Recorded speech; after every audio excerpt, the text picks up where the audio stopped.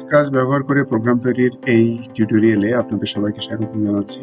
প্রথমে আমরা scratch.mit.edu এই সাইটে প্রবেশ করে সাইন ইন করব। এরপর স্ক্র্যাচে নতুন প্রোগ্রাম তৈরির জন্য বাংলা ভাষায় হোম পেজের উপরের অংশে তৈরি করো এই অপশনের উপরে ক্লিক করব। তাহলে আমাদের স্ক্র্যাচের এডিটরটি সামনে আসবে। স্ক্র্যাচের এডিটরে সাধারণত তিনটি অংশ বা উপাদান আছে। সবথেকে ডান পাশে যে অংশটা দেখা যায় সেটাকে বলা হয় স্টেজ বা মঞ্চ।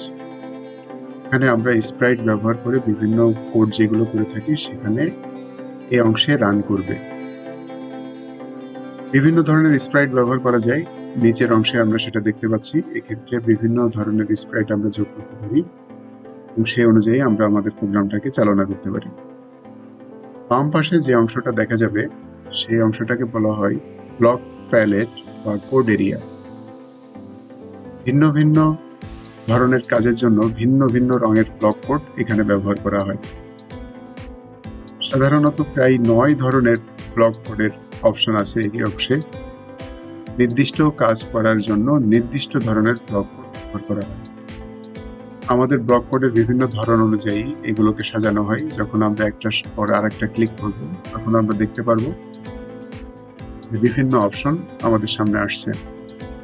ব্লক কোডের ভিতরে থাকে যেমন গতি বা মোশন, ভঙ্গি, যেটাকে লুকস বলা যায়। স্প্রাইটের বিভিন্ন ধরনের ভঙ্গি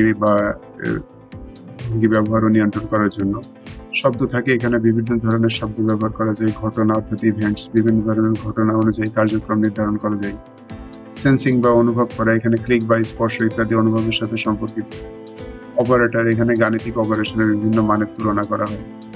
চালক বা ভেরিয়েবল, এখানে ভেরিয়েবল বা তালিকা এগুলোর ব্যবহার করা হয়। নিয়ন্ত্রণ অর্থাৎ কন্ট্রোল, এই অংশে বিভিন্ন শর্ত যাচাই ও পুনরাবৃত্তি করা হয়। তাছাড়া আমার ব্লক অংশে এখানে দেখতে পাচ্ছেন আমার ব্লক অংশে নিজেদের মতো করে ফাংশন বা লুপ তৈরি করা যায়। আর মাঝখানে যে অংশটা দেখতে পাচ্ছেন এটাকে বলা হয় স্প্রাইট প্যানেল বা স্ক্রিপ্ট এরিয়া। আমরা যখন কোড ব্লককে টেনে ধরে স্প্রাইট প্যানেল বা স্ক্রিপ্ট এরিয়ার ভিতরে আনবো তখন এটা আমাদের সামনে দৃশ্যমান হবে। এরপর আমরা আমাদের পছন্দ অনুযায়ী ব্লকগুলোকে নিয়ে এসে একটার পর একটা সাজাবো, যেটা কিনা আমাদের মঞ্চ বা স্টেজে পারফর্ম করব। এছাড়া উপরের অংশে আপনারা দেখতে পাচ্ছেন এই অংশে আমরা আমাদের যে প্রজেক্টের ফাইল নেম আছে সেটাকে রিনেম করতে পারি। আমি টেস্ট প্রোগ্রাম লিখে সেভ করলাম। আর একটু ডানে এই পাশে দেখেন দুইটা আইকন দেখা যাচ্ছে, একটা হচ্ছে সবুজ পতাকা আর একটা হচ্ছে গোলাপি কালারের একটা বাটন। সবুজ পতাকাকে ক্লিক করলেই প্রোগ্রামটা রান করবে। অর্থাৎ এখানে আমরা যে ব্লকগুলো সাজালাম তাতে ক্লিক করা মাত্রই স্প্রাইটের কার্যক্রম শুরু হবে।